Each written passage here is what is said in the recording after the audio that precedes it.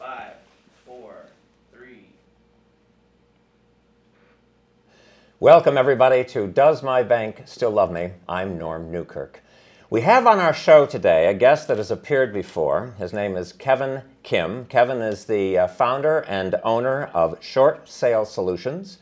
And we're going to be talking about short sales. Now, Kevin did actually speak about short sales and the basics of short sales. We're going to go a little bit deeper. So before we had Short Sales 101, now we're going into Short Sales 201. Welcome, Kevin. Welcome very much. Thank you for coming on the show. Absolutely. Okay. Just to quickly sum up short sales, if you could just quickly sum up that one particular piece of the process of pre-foreclosure for us. Absolutely. So a short sale is an option that a homeowner has in the event that they are in pre-foreclosure. What foreclosure is, of course, is when the bank sends them a letter because they don't pay their payments, saying that they're going to take back the home.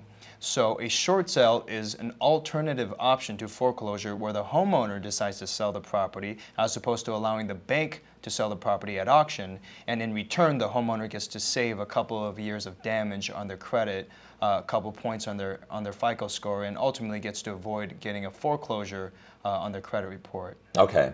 Now, in the sense of the short sale, the one thing that I understand is there's a lot of moving parts. And in order to get all those moving parts working together, you really need someone who, like yourself, knows what a short sale is, how it works, how to deal with lenders, with the seller, and to deal with any other party in there. And I can see where that complication would require someone who really knew what they were doing. But one thing that one question I did have in the process of a short sale, how far into a foreclosure proceeding can you initiate or start a short sale? So that's a great question. We've been able to initiate a short sale on the day of auction. So it's just an amazing it's an amazing timeline, because I mean, while we recommend starting the short sale at least 3 or 4 months before your auction date, sometimes homeowners will call us a day before, even the day of auction, asking us for help. Now, we can't guarantee that we can stop auction that late in the process, but just to be honest, yes, we've been able to initiate the short sale process that late in the process, even on the day of auction. But what we do recommend, of course, is if you do get a letter of a trustee sale, a notice of trustee sale, stating that they're going to sell the property at auction, 4 months down the road, that you immediately contact a short sale consultant right away. So, okay, you're one day before foreclosure, and you say, I want to do a short sale. The bank has to weigh in on this. Don't they have the yay or nay say? Don't they have the say, the option to go, no, this isn't going to happen? Absolutely. Because in certain cases, a short sale benefits the bank. In certain cases, the foreclosure benefits the bank. Absolutely. Actually, for most cases, the short sale benefits the bank. Okay. For most cases. However, the bank will always try, and this is a message for all homeowners to really consider, is the bank will always try and make it appear as if they want to foreclose on your property. But that's not really the case, because banks will lose, for the most part, at an auction, because properties sell for significantly less than what it sells for on the market.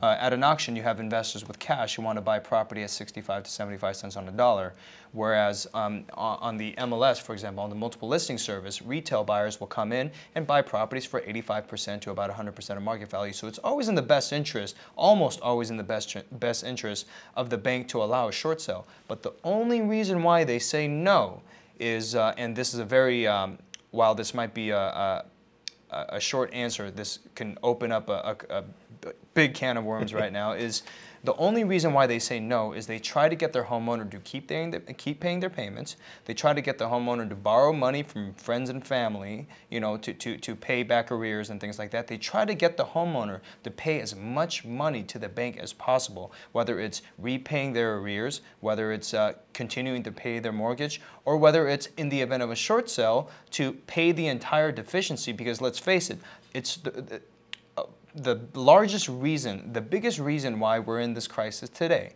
is because banks gave out bad loans. Yeah. overpriced properties. They gave loans to them, and now those loans, while they might be $500,000, and the bank thinks that they're going to collect $500,000 from those properties, they're only going to collect $400,000. So now that $100,000 difference is trying to collect from the homeowner, which is very unfair. But they'll use foreclosure as leverage to coerce, it's basically scare homeowners into paying payments, into paying the deficiency and things like that, and that's why a bank will say no to a short sale. Okay, now we've opened up two things that I want to explore. One of them is the issue of due on sale clause, and this, as I understand it, is how does the bank handle, or if it forgives or doesn't forgive, the difference between what the short sale will bring in and what is actually owed on the property. I'm just going to open that up to you as to how does a bank usually handle that difference? Absolutely. Well, the bank is always going to want the difference in their pocket, and they're going to want to get it from the nearest person, which is the homeowner. So they're going to ask the homeowner to pay the deficiency. Let's give a real case scenario. Somebody owns $500,000 on the property, but their property is only worth $400,000. They sell it for $400,000. There's a $100,000 deficiency. Due on sale clause is going to essentially require that homeowner to take care of, or at least address that deficiency, to address that $100,000. So what's going to end up happening is on the closing table, the bank is going to say, okay, we want you to sign a promissory note of $100,000. Sometimes they might even say bring $100,000 to closing, but of course that's never going to happen. Or they might forgive it. And the only reason why they might forgive it is if you have an expert negotiator in there negotiating with the bank, convincing them that it's better for them to forgive that $100,000 deficiency than to lose $200,000 at an auction, at a foreclosure auction. So that's while trying to keep it short, that's basically the way that it works. So. Okay. We're going to be breaking in just a second, but I just have one quick question for you.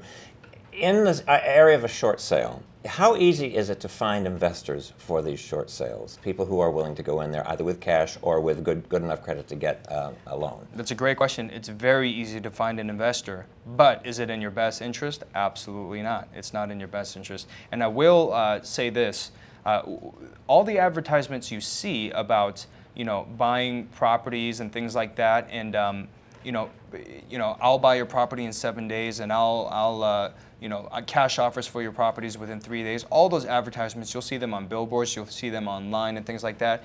Homeowners have to be very careful of that, because those investors are not working to try and release that homeowner from any deficiency or anything like that. They're looking to take advantage of a homeowner in a pre-foreclosure situation for profit purposes. That's something I want to come back to, because that's a very fascinating topic that we were talking about.